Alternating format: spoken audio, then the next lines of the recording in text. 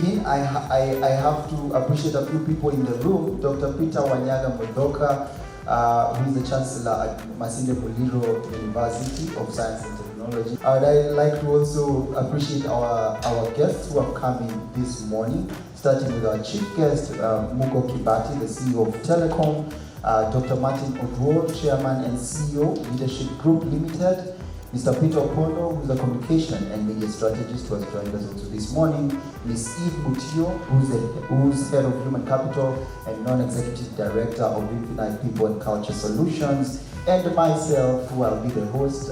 Please appreciate me as I continue with this session. So without further ado, I would like to welcome Nathan Kiwere, the publisher of Dr. Ogola's book. Nathan, you're in the room. Professor Ogola has wrapped his deep experience in reading organizational cultures across the globe for optimal performance into 10 anecdotal nuggets that should anchor the boardroom greenhouse and offer inspiration to the wizards. I hope you understand the English. Yeah. The second one is by John K. Walugembe, who is the president of the Confederation of African Small and Medium-Sized Enterprises. And this is what he had to say about the book after he read it. He said, Dr. Fred Ogola demystifies the process of strategic thinking by distilling the key takeaways from the over 1,000 strategic plans he has prepared. So you can see that this book is not Kenyan only. The book is international. And with that, I just wanted to maybe a word of encouragement for all of us here. You've probably all heard about the notion that there is a very poor reading culture in Africa. I don't know that Kenya is still the same, things have changed. But I believe by and large it's the same. And you've also heard that disparaging sentiment that if you want to hide something from an African, you write it in a book. But I want to add that there is something worse than the reading culture in Africa, and that is the writing culture. The writing culture is so bad. For a long time, our stories have been written by foreigners. People come from Europe and America and write a book about Kenyan culture, you know, and make money out of it. And the Kenyans and Ugandans and Tanzanians, you know, we look forward to reading what these people have written. Now, I just want to encourage us that there is no more excuse not to write, not to publish. At Makerere, where I studied, we had a mantra that publish or perish. So, like I said, I've been associated with Dr. Ogola on this project, and I have learned a lot of things. I feel like I'm a strategist now. And I remember doing a flyer, a promotional flyer for Dr. Ogola, and this was my own interpretation when I was branding him. And I said that this book, a book about strategically positioning yourself in life and business by Dr. Fred Ogola, arguably one of Africa's leading scholars in corporate strategy. Well, I don't know whether I'm dressing him in the robes, but the conversations I've had with Dr. Ogola, I believe he fits his billing. And I would like to say that this book will travel this world, and it's going to change lives. To be able to distill 10 lessons out of 1,000 strategic plans, I think it's no mean feat by all measures.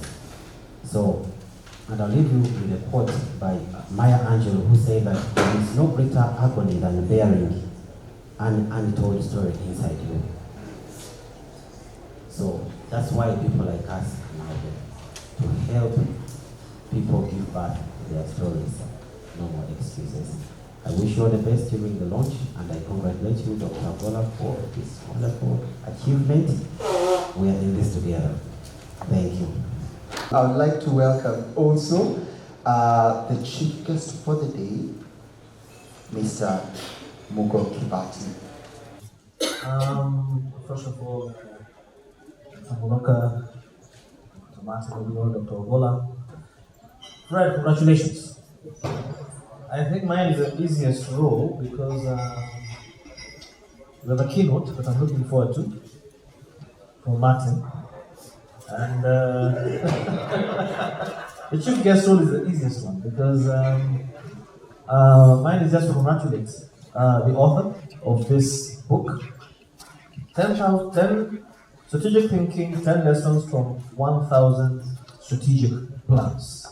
Of course, all the hard work has been done by Fred Ogola. It's fantastic to see a book like this launched. We don't have enough of this kind of books launched locally by people who understand our context, our local context.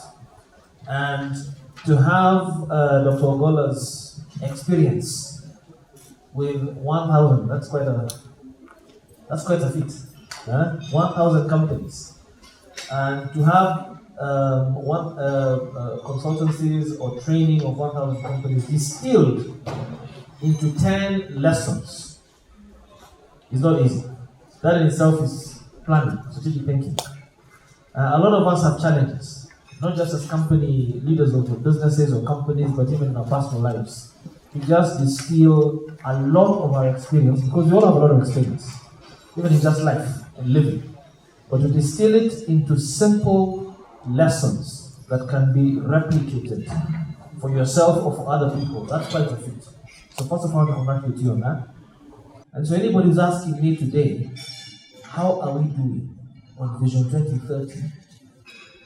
Having listened to yesterday's speech, I would push back the question to you and say, was there something wrong with the speech? That the speech did not communicate itself? Because nobody will be asking me that question. And so in strategic thinking and planning, or in any endeavor we may have, you must have clarity at the beginning in terms of directionally where we're headed, what is the objective, and frankly speaking, at the end of it, you should be able to clearly say we achieved or we did not. Correct? So I think that having a book like this that is done, written by one of our own, based on his experiences with ourselves, should be encouraged, because I think all of us here, especially in this citadel of knowledge, I'm sure all of us have had business management lessons based on books from authors from across the world. And I'm sure if I was to ask you to name all sorts of famous books and strategic thinkers you've studied, I don't know how many will be Kenyan. You'd come up with all sorts of names. Because one of the things that we have to do, not just in this country, but in this continent, is to begin to manage ourselves. Begin to take our own experiences and convert that experience into the kind of strategic thinking and planning Dr. Ogola has penned in this book. We cannot do anything, undertake anything, any particular project or initiative without having a plan. In fact, they say 80% planning, 20% execution. Okay? Without having a vision where you are headed, and without using data, we need to become much more data-driven as a society. And so, for that reason, congratulations, Dr. Ogola, Asante Sana, Nashkuru, and I hope that all of you will at least get a copy, autographed by Dr. Fred Ogola. Thank you very much. I would like to welcome the panelists. Please tell us, from Dr. Ogola's book, what is one of the greatest quote or pointer? Because he talks about 10 points that you found within the book. First and foremost, when I look at that book, I bought that book yesterday and I couldn't get it off my eyes because I was first of all thinking about the way we read books from, just as Mugo has mentioned, is that we read books that apply in different contexts. And one lesson that I really love in that book, and that is something very, very close to my heart, is about culture. And one thing that actually Fred has put it out is that there are only two types of culture, a performing culture and performance culture.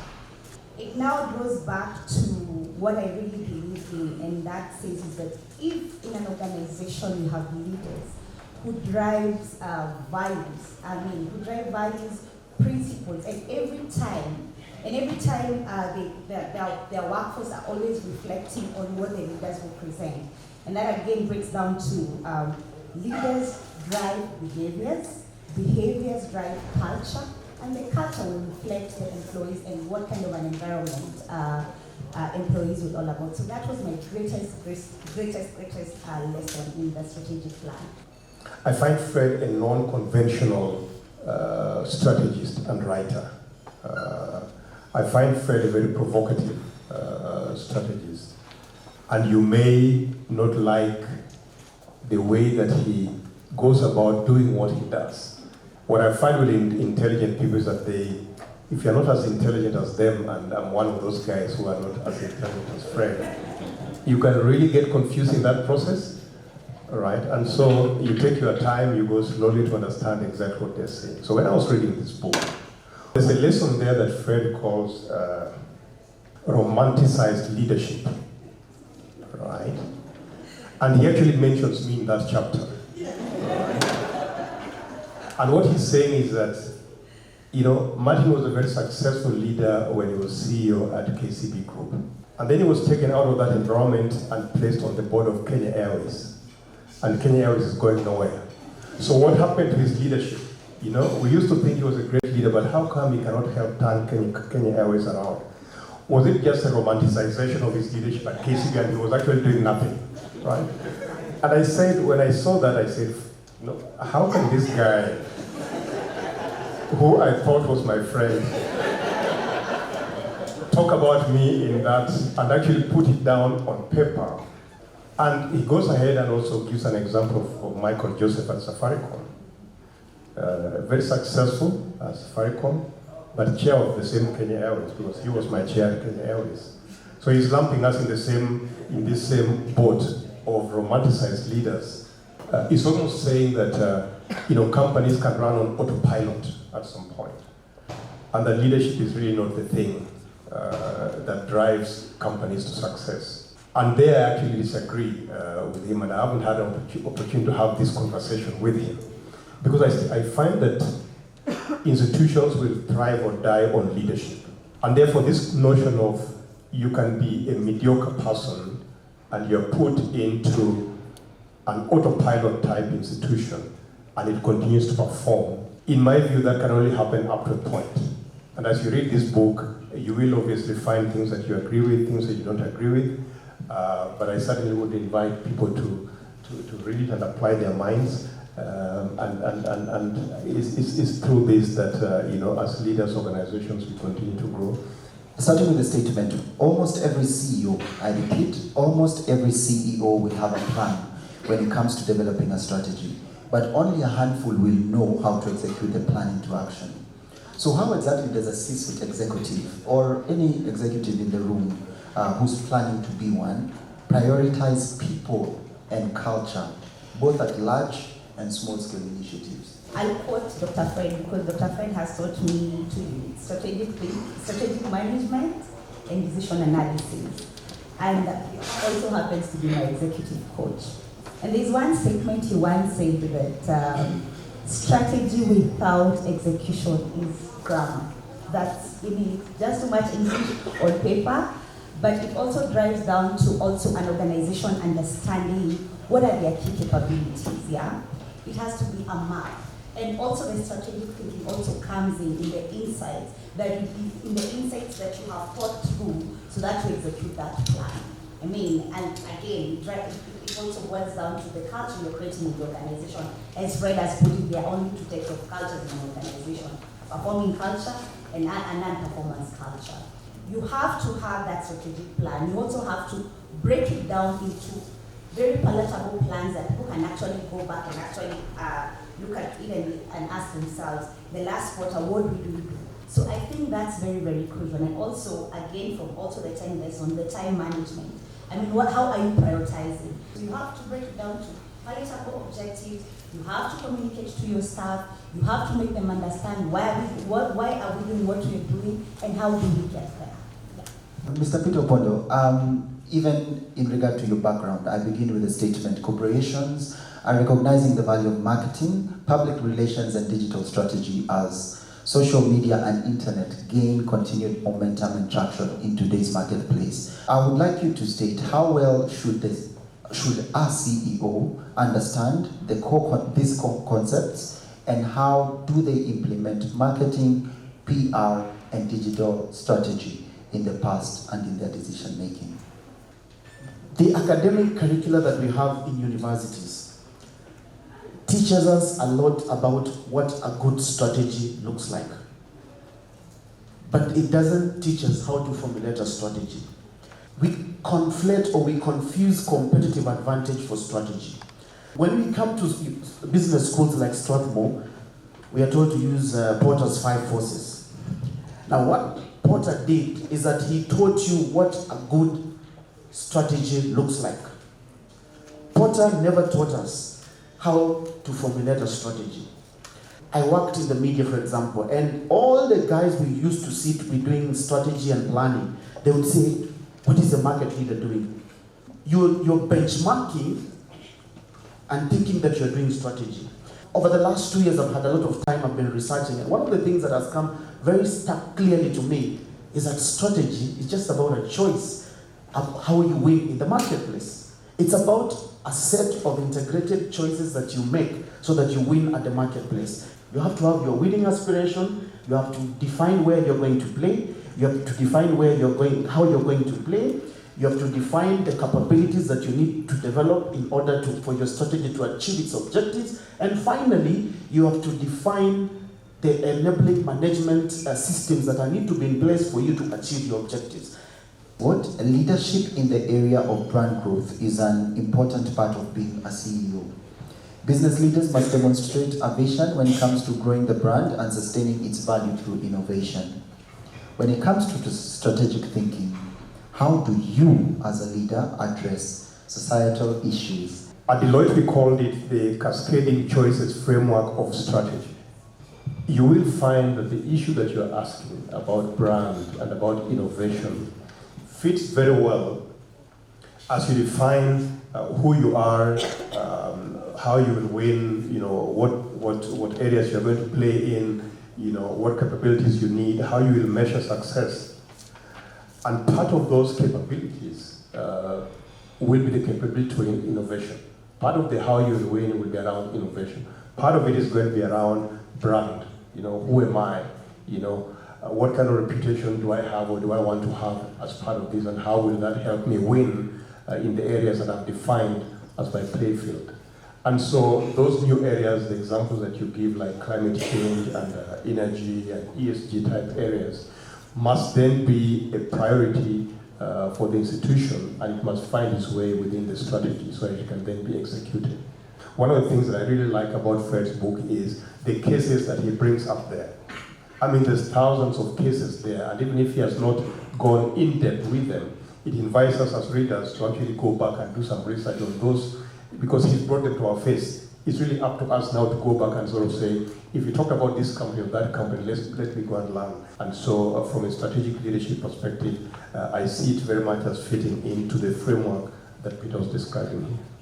How long does a CEO need to use strategic thinking to determine that the ideas and decisions they put within the company are not working out, or are working out and we should improve them further? How exactly can they determine such programs, and how can they work with the people within the company? When your staff are working for you, you're adding value to them, you're training them, you're developing them, and then they increase in value. And the fact that human capital plays a very, very critical role, especially in the execution of the strategy, so he or she becomes a very key partner. The best way to actually move forward is actually get out of your comfort zone. You have to learn how to be comfortable with being uncomfortable.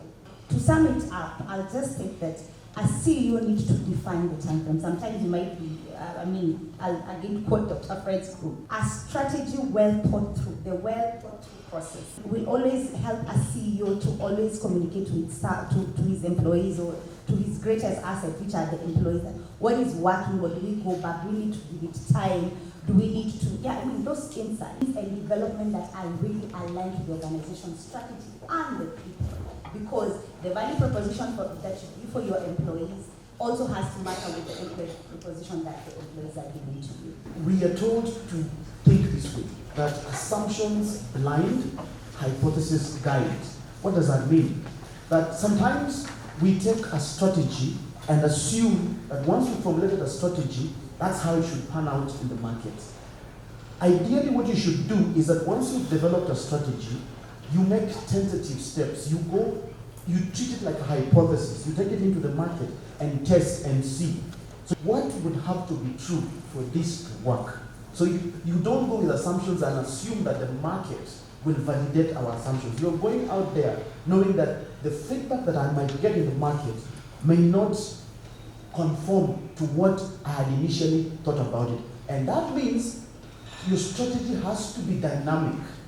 No strategy, no idea survives contact with the market in the original form that it was formed.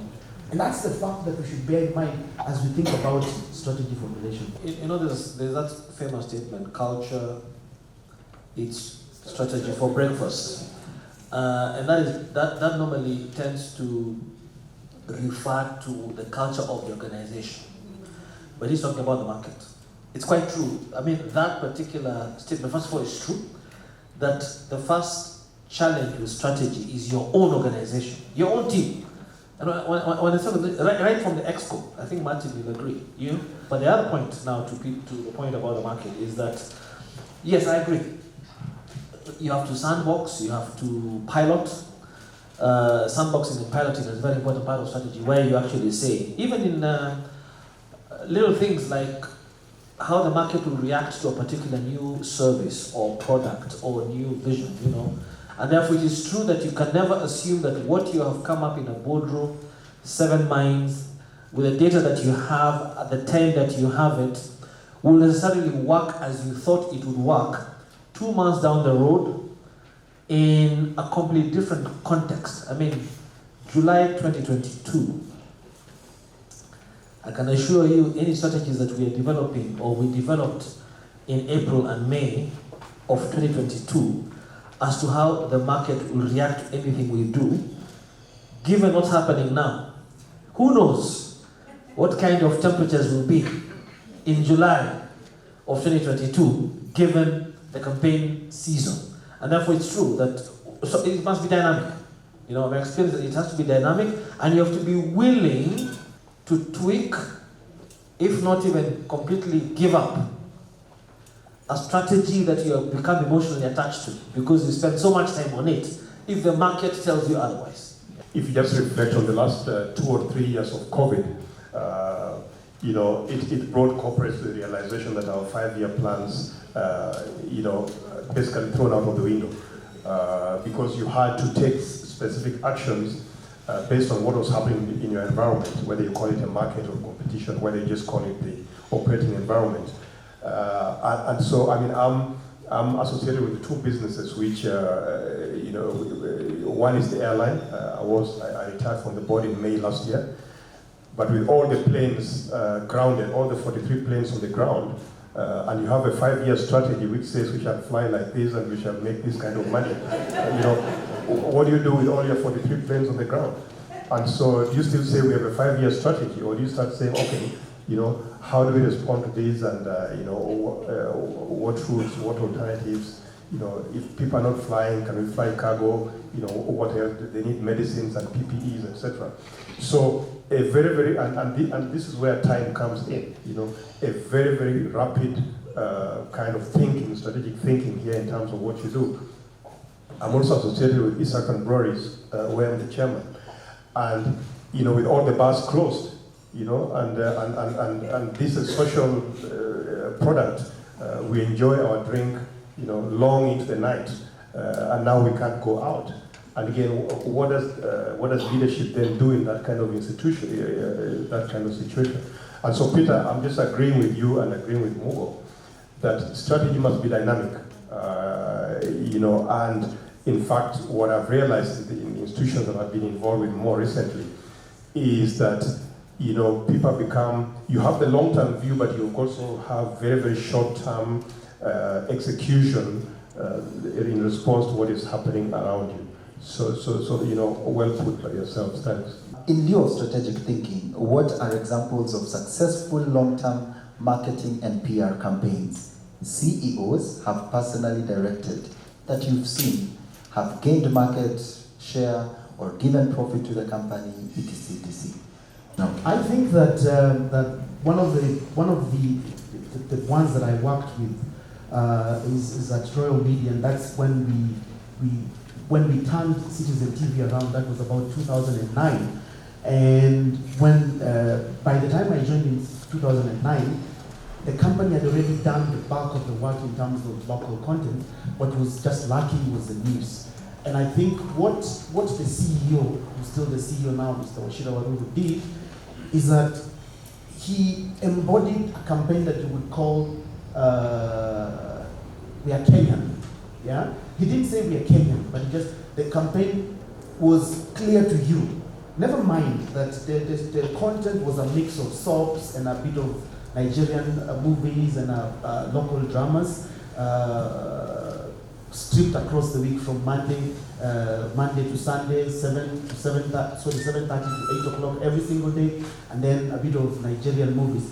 And that was a change in the market. And what he did is that there was a deliberate communication that we are the ones who are representing Kenyanness. And there was a deliberate strategy to say, anytime across the day you would watch, you would see someone that looks like you on the channel. Remember that particular point,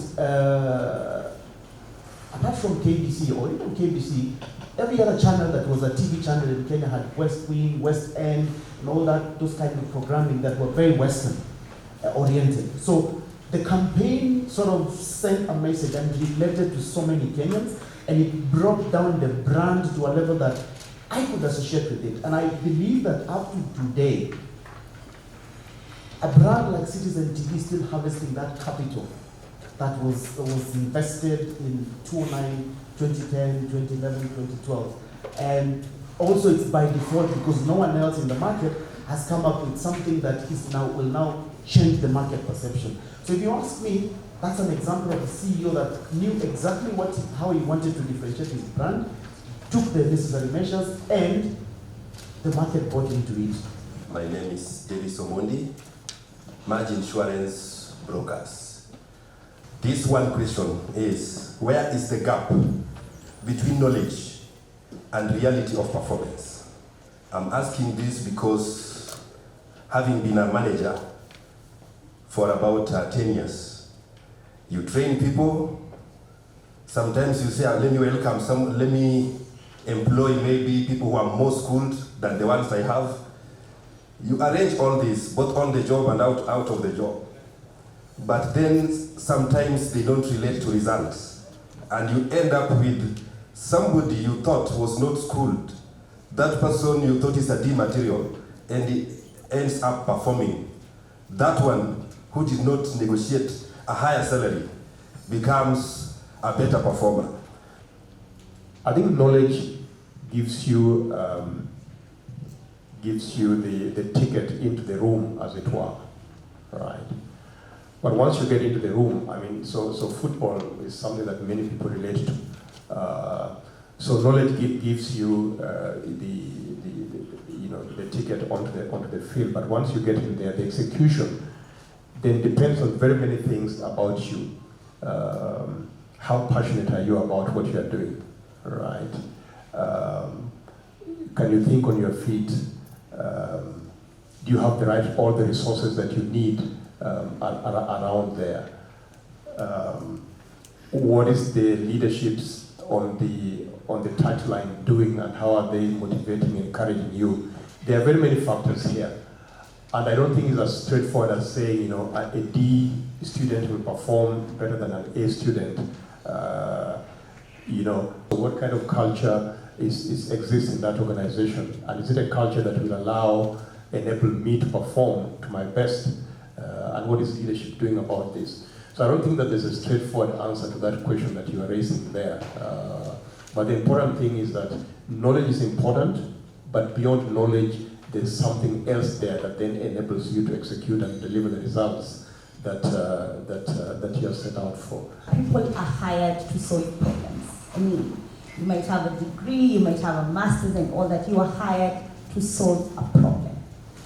And what really makes sometimes you might find in one organization that this strategy worked, but when you go in a different organization, this won't work. So how do you adapt and map out what is really relevant in that organization to make sure that you are successful? Yeah? And I always say that when you join now an organization, now I'm speaking from now an employee perspective, when you join a new organization, you need to identify what really is, what is the philosophy in that organization on its needs. What do they mean when they say that this is how we win? How do you map out the people who are going to make you successful? Yeah, in terms of all your key deliverables that have been given to you. How do you negotiate with your direct line manager? How do you continuously actually do a thorough audit for yourself? I mean, you look at yourself and you say, I was hired to do this job. These are the areas that I'm very good at, and these are the areas I really need to develop on. And you be very true to yourself. So knowledge, knowing what to do and how to do it, has to come from a place of personal initiative. I'm called Irene. I suppose I'm the youngest in the room, thanks to Dr. Fred Ogola. My question goes to you. Change takes time. I think it's messy at the beginning. And how do you ensure that you prioritize both people and culture to ensure that you bring a better performance culture within the organization? First, change is the only constant thing. Yeah. So anything else, I mean, change. If an organization wants to change, they always have to remember that change is the only constant thing. And you can't continue doing things the same way and expect different results. So to answer your question, is that leaders should always communicate to their workforce or to their tribe. I call it the tribe organization. Why are we changing? Why do we need to change? How do we change? How do we spearhead this change? And one of the things about change is that, I mean, there are early adapters, there are people who are going to adapt when already it takes time. There are others sometimes will sabotage that change, and as a leader you have no choice other than to just let them go. So yeah, always remembering why do we need to change, needs to be communicated well. Always put the values into context, because that's what's going to drive the behaviors when you're focusing on that change. My name is Dr. Philip Modi. I'm a trade finance expert in the finance industry.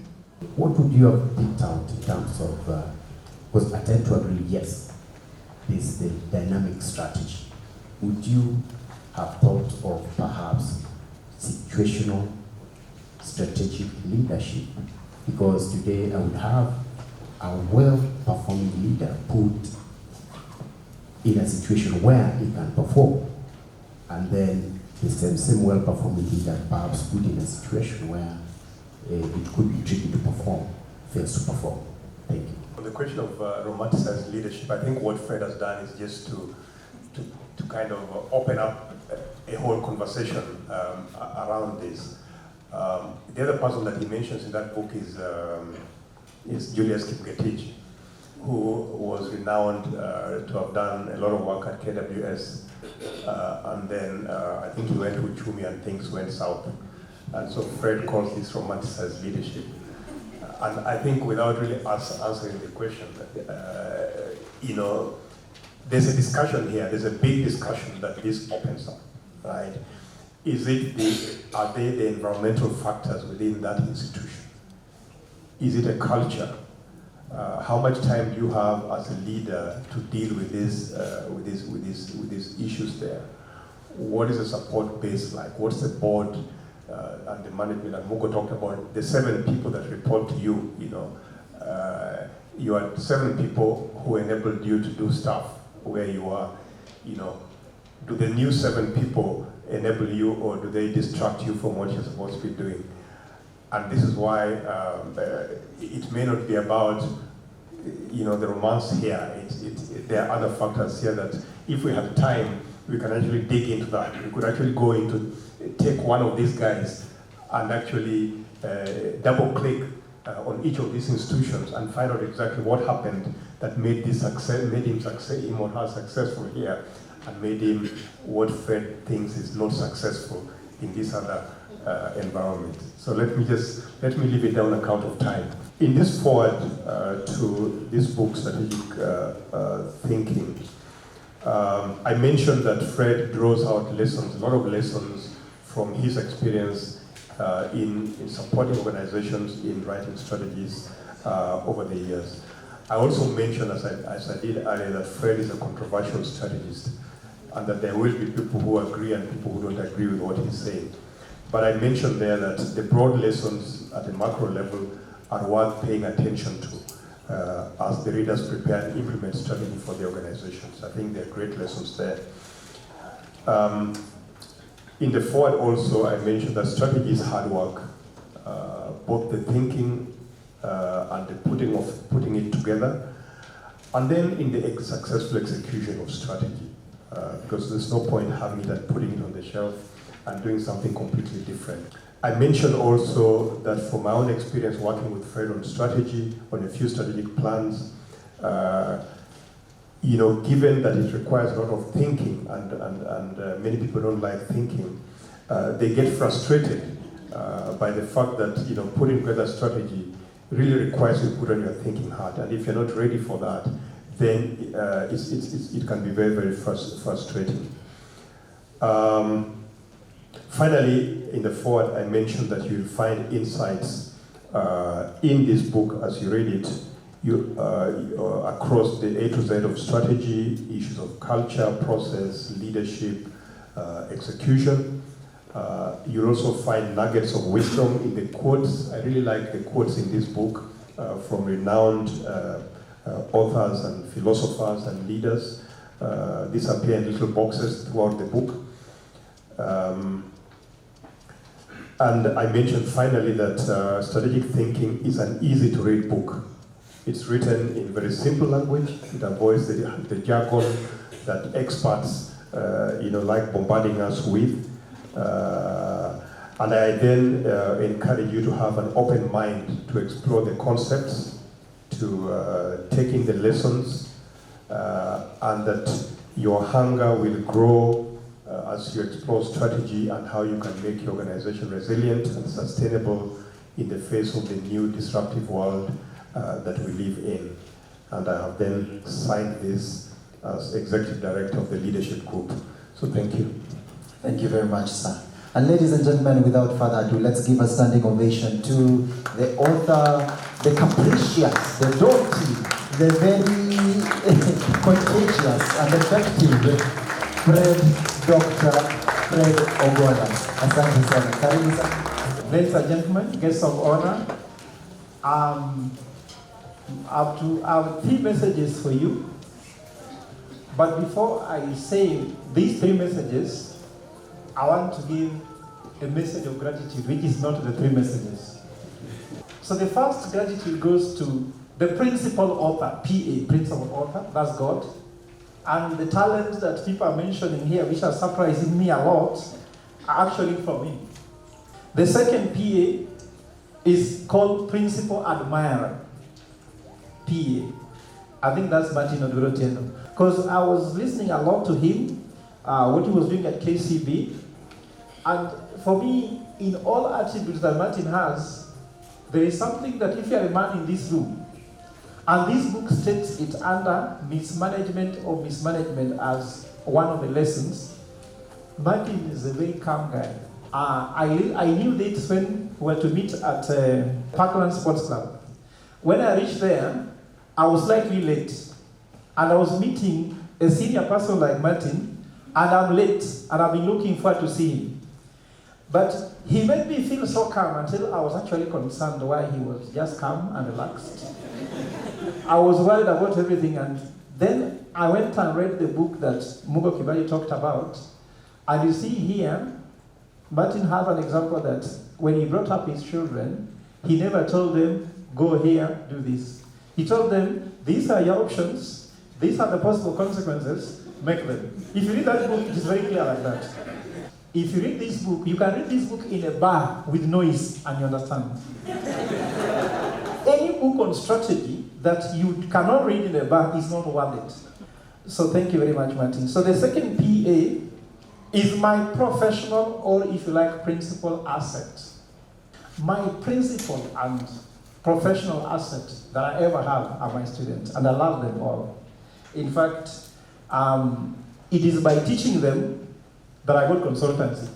It is by doing consultancy that I was able to teach them. And the correlation between teaching and consultancy is the reason why we reached this 1 million milestone. The second PA is the principal actuator. Strathmore University fraternity. Remember, my first job, let's say, stable job is Strathmore. I first worked as a banker, but it was a short stint. But Strathmore is my place I work for long. In fact, I believe why I'm saying so, I'm not an easy person to employ, like Martin says, I'm very controversial. And I'm sure the HR of Strathmore knows my file is the most active in the HR office. If you're in corporate, you should know that means, isn't it? Means there's a warning letter here, there's a show cause letter this side, and before. After this letter leaves, another letter comes in. And in Strathmore, we are in phase 3, and the HR headquarters is in phase 1. So my file crosses from phase 3 to phase 1, then back to phase 3, and I'm happy that, actually I'm surprised I've been here for these 10 years to have achieved this milestone, and that's what has led to all these things like 10,000, 1,000 strategic plans, 1 million executives, these curriculums, 50 peer-reviewed journals, and those needs of articles I've done here. My fifth PA is personal assistant. That is Michael. I'm sure you saw a gentleman outside there. Being controversial and being the person I am, it's not easy to find me a PA. In fact, through my consult, I've struggled to find someone who can be my PA, but Michael has been very good at it and he's succeeded very much. And the last PA is called principal assistant. Who is a principal assistant to a man? His wife, that's Karima. So I have 3 messages, I'll be very fast. The first message is that in this book, they say called the first strategic plan. And the first strategic plan there is me, because the foundation I am. So people ask me, why should you read this book? A young man who grew up in Siaya, whose father had a salary of 1,500 shillings, who could have never seen high school, has written a book about strategy, then it is the strategy that he's writing is that he's here. Because if I cannot make it from where I was to where I am, what is the difference between that? You say strategy can be explained in one word, how. So if you want to understand how to get to where you are from where you are, if you're a young man who is aspiring for something, I wrote a strategic plan, personal one, and I have the current one going on. Personal strategy, I have one. So that is the one. The second message in this book, that this book has what I call the most stubborn lesson on strategic thinking. And in fact, even this discussion can't solve it. And that is called mismanagement of mismanagement. Like I said, this book is nice. When you start reading this chapter, the introduction that when a man reaches home, maybe Herima may know, I never argue with her. But when a man reaches home, all men know, and some of us are over 40 years in marriage. The first question to your wife when you reach late on Saturday morning at 1 or 2 is always, where are you coming from? Men, isn't it? Why did we get it wrong for 50 years? Yet we know it will be asked. Can you imagine failing a question you know it will be asked in an exam? And the answer from men is, who are you to ask me where I am coming from? Isn't it? Is it the right answer, ladies? After that, they say, if there's, I don't have right, then you say, excuse me, so you bang the table, isn't it? Are those right answers? So the first mismanagement is this. you have mismanaged your time to arrive late, isn't it? The second mismanagement is that you have mismanaged communication for not letting them know that you come back late. The third mismanagement is that you are having wrong answers for questions. And it can go to the time when you bang the table and push people. Now, there's a solution for it by saying active knowledge forgetting. When you arrive late at home, forget that you are the head of the family and be ready to be questioned. You'll get it wrong by saying, where are you coming from? Say, sweetheart, first of all, I'm sorry that I didn't let you know I'd come late. Secondly, I'm very sorry for coming late. Ladies, is that the right answer? Yes. So, just the same way I'm giving examples about family, the same way personal life, family, business. If you launch the wrong product, Martin, you take KCB to Somalia, and you find that it's wrong. Why do you just stop and say, I'm the CEO, I know what I was doing? The third and most important lesson I'm finishing in 2 minutes. There is one thing to read which is called the most unresolved lesson in this book, and you can't get the answer. And it's called Strategy's Biggest Dilemma. This is not a false dilemma. It's a true dilemma. And what is the strategy's most biggest dilemma? When you you have a strategic plan, you begin to execute. Results don't come. Now, the dilemma is this. Is the strategy that is wrong or the execution which is wrong? And there's an example of Nokia. There's an example for many companies whereby somebody had a good strategy, started executing, results are not coming, then they withdrew the good strategy and launched a wrong strategy after executing it. And also the situation whereby there was a bad strategy, but someone continued executing, asking the board for more resources and pouring it, firing the entire management to rectify it.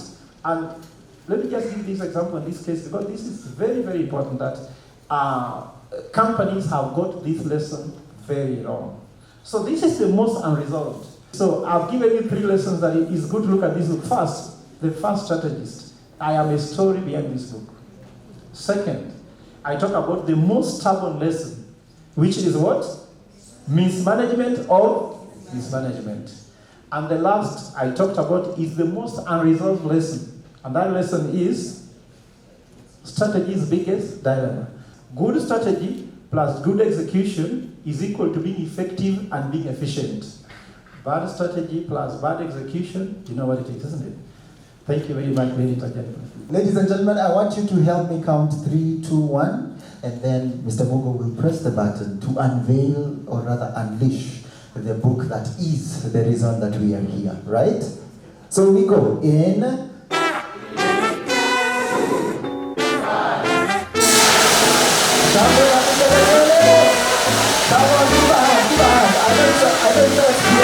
But please clap and cheer and emulate for those books that have come to be finally. Come on, and your book signed. Last but not least, you can get the pleasure of meeting any of the panelists as they are, the way we hear. Also, please remember as you finish your tea, because after this you're going for a break. I won't keep you this long to not have a good tea. Please hear your cutlery. I would like to welcome Maureen to the first milestone when I finished my PhD was to prove I can teach. But after teaching, I discovered I could teach. Then the second thing was like, these things you teach, can you use these ideas to build companies through consultancy? Which was the second milestone, which I achieved. The second thing was that because you know so much, can you do anything? So that's why we have Halisi Family Hospital. You see that company? Because I tell people, do this.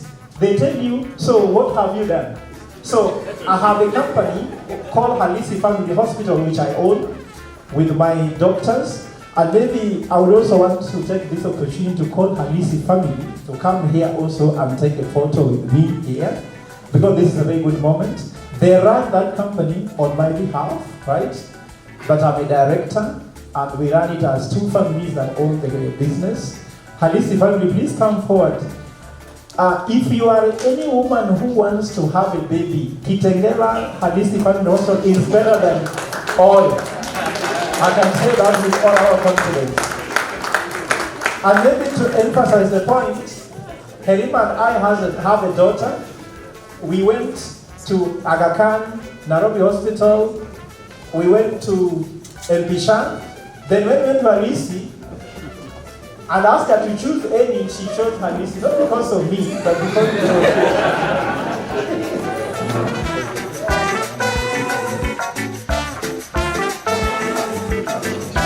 Thank you so much. Thank you so much.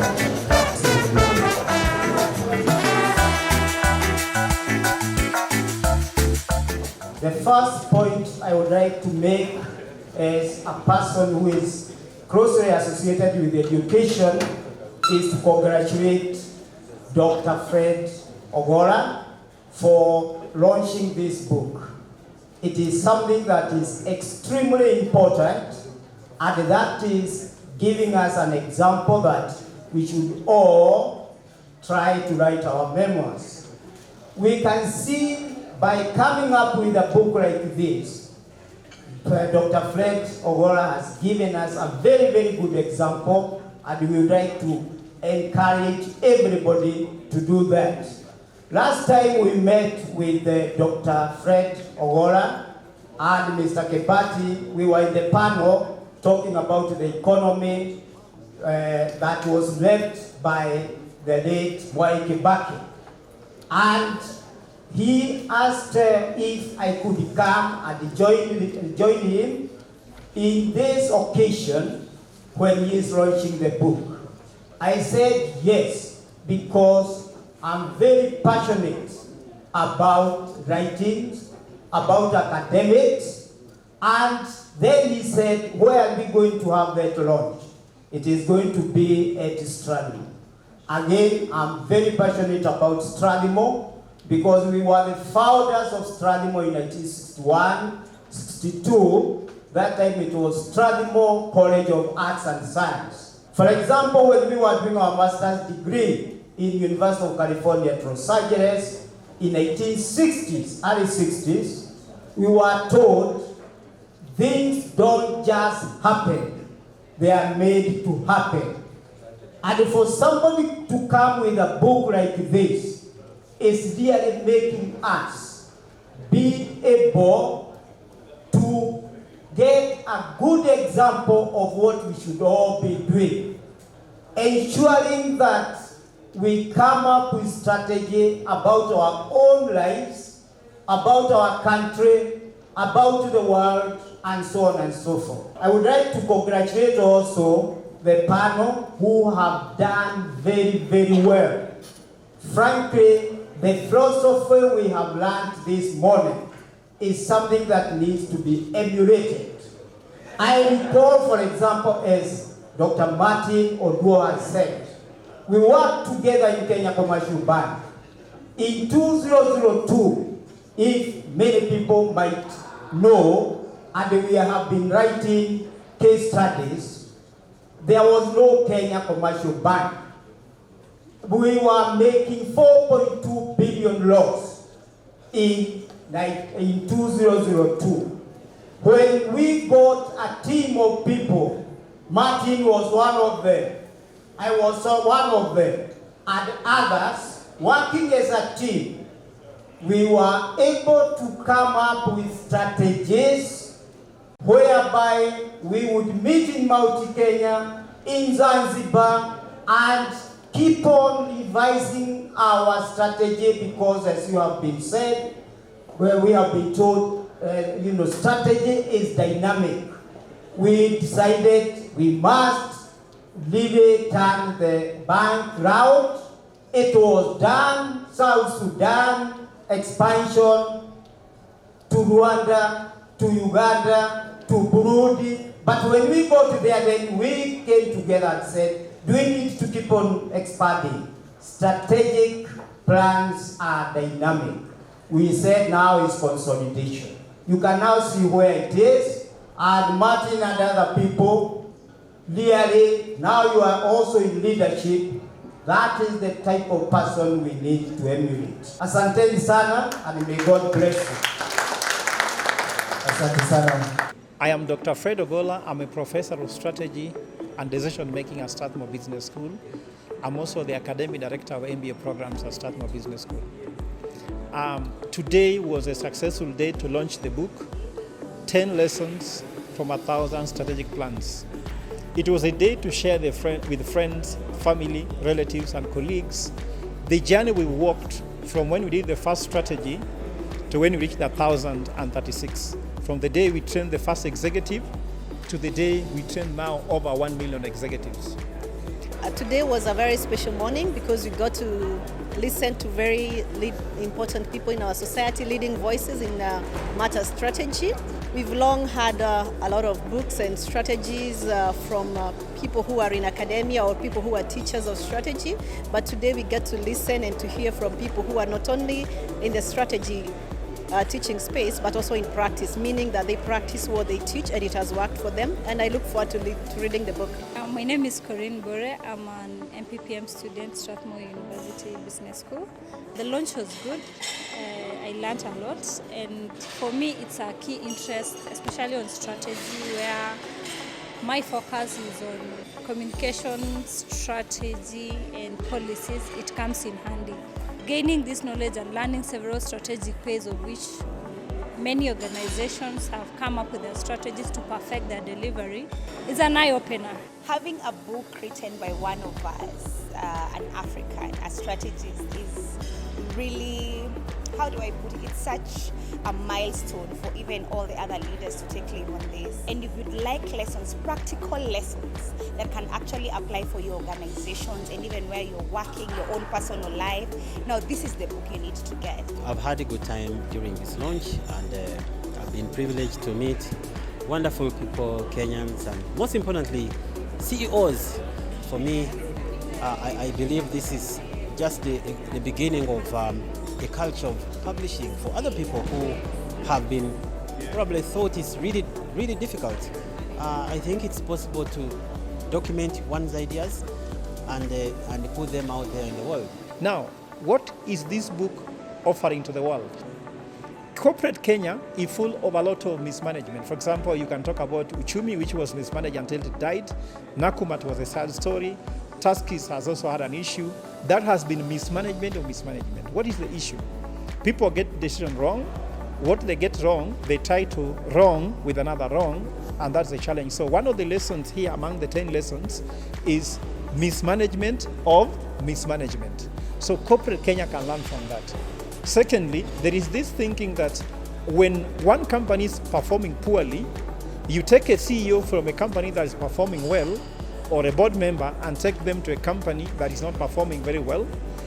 That is also in this book under the chapter called Romanticized Leadership. It's not the CEO or the top leadership that can explain the success of a company, but the exco and the senior management that work with them. And of course, the foot soldiers on the ground. So those are among the lessons that we can learn from this book. And I hope that I've opened a discussion that will continue with the corporate Kenya, academia, that later can lead to another book which will make more improvement, because in life we are not a finished product until we go back to the Almighty. Thank you.